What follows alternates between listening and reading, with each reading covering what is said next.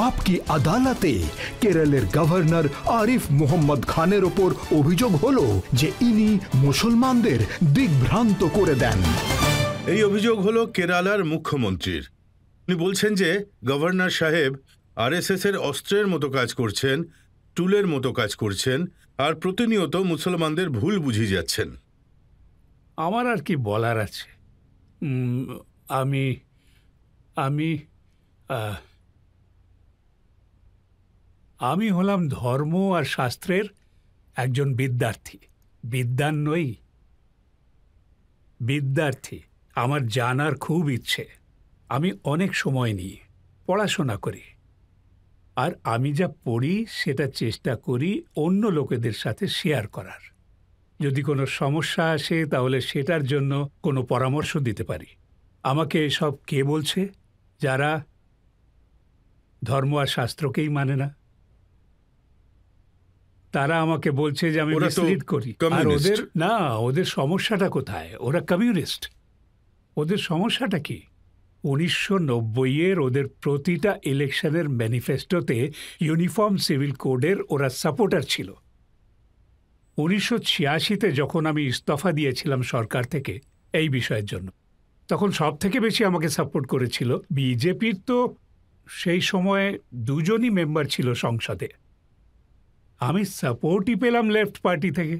আর সব থেকে vocal voice যদি কারোর ছিল, যারা আমাকে সমর্থন করেছিল সে সময়, উনি ছিলেন শ্রী EMS নাম্বুদ্রিপাদ। আজ কমিউনিস্ট পার্টি পুরো পাল্টি খেয়েছে।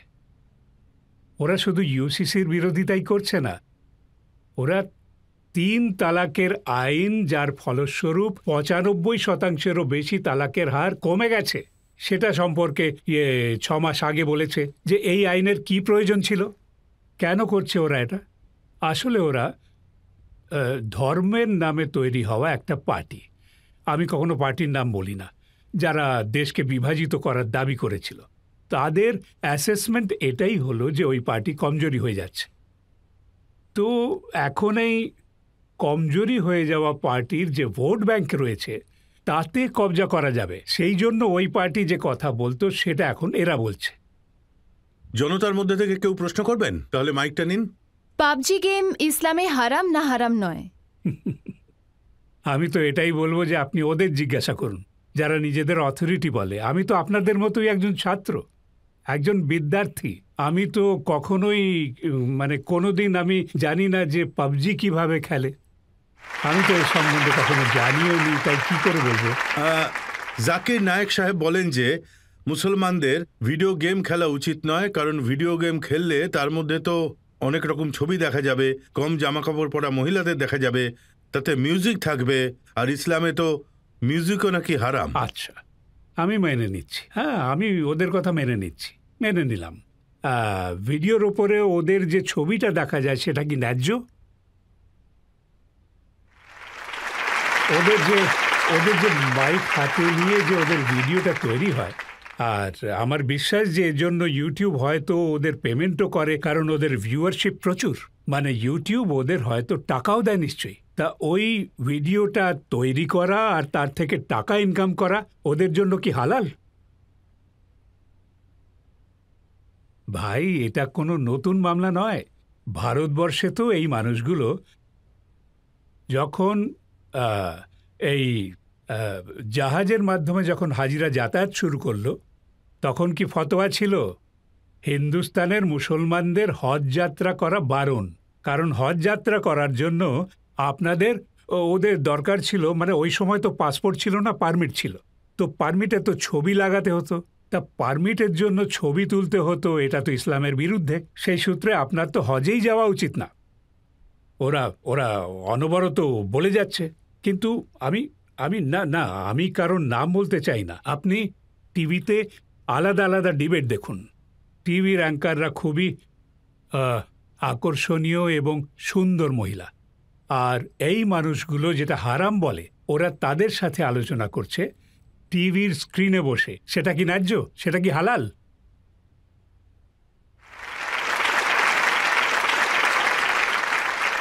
এক টিভি অ্যাঙ্কারের কথা বলি। উনি পাকিস্তানের অ্যাঙ্কার। উনি এক মৌলানাকে জিজ্ঞেস করেছিলেন যে আপনি বলেন যে যখন জান্নাতে যাব তখন আমরা হুরের দেখা পাবো? আসল কথাটা হলো যে জানি না, এক সময়ের কথা, স্বামী বিবেকানন্দকে একজন প্রফেসর জিজ্ঞাসা করেছিলেন, আপনি ধরুন রাস্তা দিয়ে যাচ্ছেন আর সেখানে প্রচুর প্রজ্ঞা, উইজডম দিয়ে ভরা একটা গ্রন্থ রয়েছে আর একটা টাকার থলি রাখা রয়েছে, তাহলে আপনি দুটোর মধ্যে কোনটা তুলে নেবেন? স্বামী বিবেকানন্দ বললেন যে আমি তো টাকার থলিটাই তুলব। তখন প্রফেসর বললেন, আপনি তো ভীষণ অদ্ভুত মানুষ, একজন সন্ন্যাসী হয়ে আপনি টাকার থলি তুলবেন? আমি তো যে বইতে উইজডম আছে, প্রজ্ঞা আছে, বুদ্ধিমত্তা আছে সেটাই তুলব। উনি বললেন, যার কাছে যেটা নেই সেটাই তুলবে।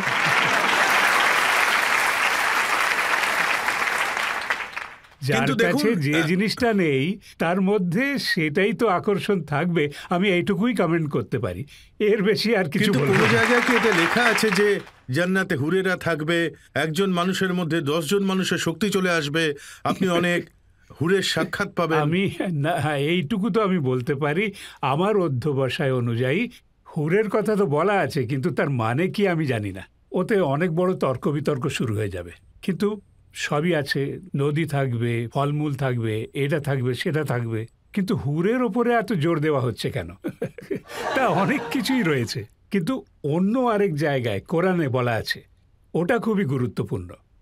সেখানে বলা আছে যে মানুষের মস্তিষ্ক, মানুষের বুদ্ধি এর কল্পনাই করতে পারবে না যে জান্নাত কি জিনিস।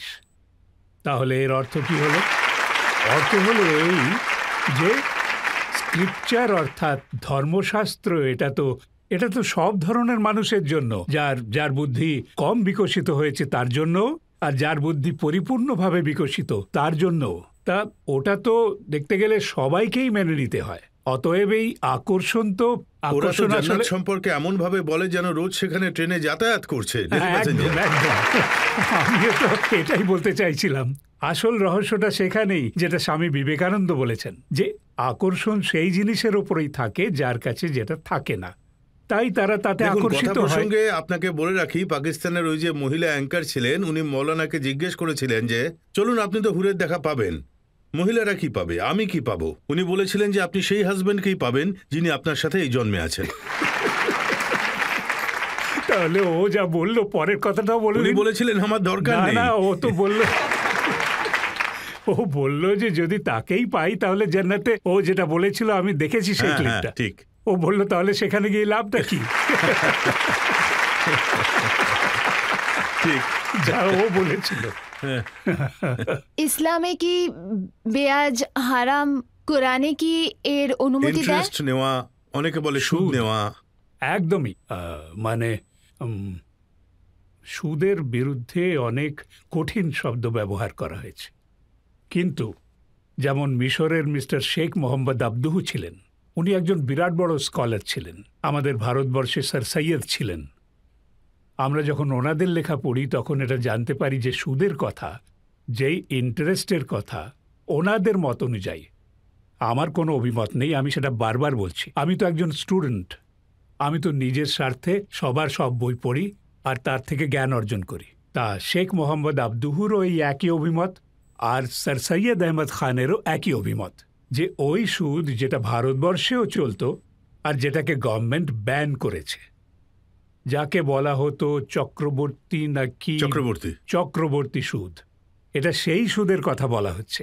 তখনকার সময় ব্যাংক ছিল না, তখনকার সময় কোনো দ্বিতীয় ইনস্টিটিউশন ছিল না, তখনকার সময় ছিল চক্রবর্তী সুদ, আমাদের নিজেদের দেশেই ছিল, যেটা সরকার ব্যান করে দিয়েছে। তাই ওনাদের দুজনেরই অভিমত হলো যে মুসলিম উলমার এটা কোনো মতেই বোধগম্য হয়নি। আজকাল তো অনেক রকম ব্যাংক আছে যাদের হেডই হলেন মুসলমান। হ্যাঁ, সব মুসলমানদের সব ব্যাংকের কথা তো বাদই দিন, সমস্ত মুসলিম দেশগুলোতে বামেয়া ইসলামের নামে তৈরি হওয়া পাকিস্তান, সেই ব্যাংকিং সিস্টেমই তো জারি করা আছে। IMF থেকে লোন আছে, ওয়ার্ল্ড ব্যাংক থেকে লোন আছে, সুদও দেয়া হয়। যখন আপনি এতগুলো কথা বলছেন তখন এটাও বলে দিন যে ফতোয়াটা আসলে কি। ওটার লিটারাল মিনিং তো হলো এই যে আপনার কোনো ধরুন কোনো মামলায় আইন আপনাকে দেখুন, আইন দেশে এতগুলো আইন আছে, প্রতিটা মানুষ এসব নাই জানতে পারে। তো কোনো একটা বিষয়ে নিয়ে হয়তো আপনার ভুল ধারণা আছে, তখন আপনি কোনো বড় উকিলের কাছ থেকে ওপিনিয়ন নেন, লিগ্যাল ওপিনিয়ন। তার আক্ষরিক অর্থ হলো লিগ্যাল ওপিনিয়ন। কিন্তু দেখতে গেলে তাদেরই তো সংখ্যা বেশি যারা খুব একটা শিক্ষিত নয়। যে কাউকে বরখাস্ত করতে পারে, না, আমি ফতোয়া জারি ওটাই করে। বলছি, ওটাই বলতে চাইছি। লিটারাল মিনিংটা তো হলো ওপিনিয়ন, কিন্তু এটা ব্যবহার করা হচ্ছে কিভাবে? ঠিক যেন কোনো একটা আদালতের অর্ডার। ফতোয়া দিয়ে দিল যে একে বের করে দেওয়া হোক, ফতোয়া দিয়ে দিল যে এই নিকাহ ভুল নিকাহ, ফতোয়া দিয়ে দেওয়া হলো যে এরা আর একসঙ্গে থাকতে পারবে না। আরে ভাই, এরা কি কোনো আদালত যে এদের অর্ডার দেওয়ার অধিকার আছে? এরা ওপিনিয়ন দিতে পারে। আর যখন ফেঁসে যায় তখন এই কথাই বলে যে আমরা কোনো হুকুম থোড়াই দিচ্ছি, আমরা তো ওপিনিয়ন দিচ্ছি। যদি বলি আপনারা কি অস্বীকার করতে পারেন যে সাধারণ মানুষ আপনারা এমন ইমপ্রেশন করে দিয়েছেন যে সে ধার্মিক দৃষ্টিতে এটা পালন করা খুবই আবশ্যক, এটা লাগু করা উচিত বলেও মনে করে? তখন অস্বীকার করতে পারে না। ওরা জেনে শুনেই এই পরিবেশ তৈরি করেছে। তো এইসবের থেকে বাঁচতে সাধারণ মানুষ কি করতে পারে? শিক্ষা। আপনাকে কেউ পারবে না, কেউ আপনাকে সুরক্ষিত করতে পারবে না যতক্ষণ না আপনার কাছে শিক্ষা থাকবে। কেউ সুরক্ষিত করতে পারবে না। মানুষ যদি শোষণের হাত থেকে বাঁচতে চায়, এগিয়ে যাওয়ার জন্য, উন্নতি করার জন্যই তো শিক্ষা। কিন্তু যদি শোষণের হাত থেকে বাঁচতে চাও, তখন সব থেকে বড় হাতিয়ার হলো ইলম, মানে শিক্ষা। নিজেকে শিক্ষিত করে তুলুন। আর আমি আপনাকে কোরআনের একটা আয়াত বলছি। ওয়াইয়াদা মানে বলা হয়েছে যে প্রফেটিক মিশন কি হয়, প্রফেটের কাজ কি। 3টে আয়াতে বলা হয়েছে যে প্রফেটের কাজ কি, শিক্ষা দেওয়া, শিক্ষিত করে তোলা। কিন্তু চতুর্থ আরেকটা আয়াত আছে, তার মধ্যে কি আছে? তাতে আছে ওয়াইয়াদা আনহুম ইসরাহুম ওয়াল আগলালাল্লাতি কানাত আলাই। আর প্রফেটের কাজ, এটা একটা প্রফেট নয়, কোরআনের মত অনুযায়ী প্রতিটা দেশে আর সবার মধ্যেই প্রফেট আছে। আমাদের এখানে হয়তো তাদের অবতার বলা হয়। তাহলে কি বলা হয়েছে? এদের মিশনটা কি? এদের মিশন হলো মানুষের গলায় এবং পায়ে পড়িয়ে রাখা শিকলের হাত থেকে তাদের মুক্তি দেওয়া। আর এই আয়াতের কথা অনুযায়ী যা লিখেছেন লোকেরা, আমিও বিশেষ করে মনে করি আল্লামা ইকবাল বলেছেন, এই আয়াতের দেখতে গেলে এক প্রকার প্রতিবিম্ব নজরে পড়ে ওটার মধ্যে। বলেছেন, क्यों खालिको मखलूक में हाइल रहे पर्दे, पीरान कलीसा को कलीसा से हटा दो। মানে ডাইরেক্ট কন্ট্যাক্ট হওয়া চাই পরমাত্মার আর আত্মার, মাঝখানে সব মানুষগুলোকে সরিয়ে দেওয়া উচিত একদম। আমি বলছি না, এটা আল্লামা ইকবাল বলছেন। আমার ওপর তো আবার অভিযোগ দিয়ে দেবেন। আল্লামা ইকবাল বলছেন যে এদের মাঝখানের সব কটাকে সরিয়ে দাও, লাথি মারো এগুলোকে।